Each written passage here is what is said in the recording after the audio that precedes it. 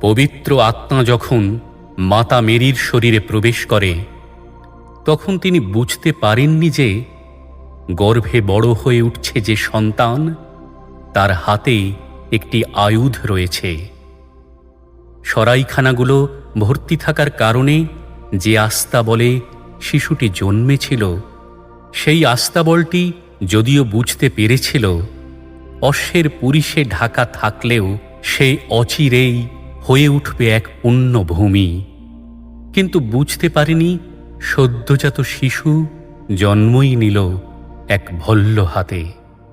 যে তারাটি জ্ঞানী বৃদ্ধদের পথ দেখিয়ে নিয়ে এসেছিল বেথেলহেমে, সে জানত তার আলোর চেয়েও কয়েক লক্ষ গুণ উজ্জ্বল এক আলোর আগমন ঘটতে চলেছে ভূমণ্ডলে।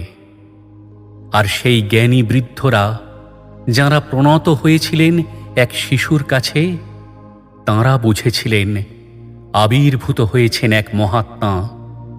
কিন্তু সেই তারাটি বোঝেনি সেই জ্ঞানী বৃদ্ধরাও যে ধারালো এক তরবারিকে সঙ্গী করেই পৃথিবীতে এলেন এক মহামানব।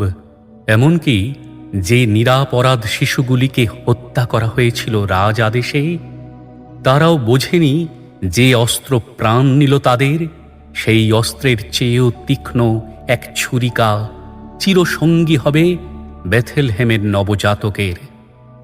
আর তিনি সেই অস্ত্রে হাজার হাজার বছর ধরে নিধন করবেন মানুষের লোভ, ঘৃণা, পাপ, অজ্ঞতা আর দম্ভকে।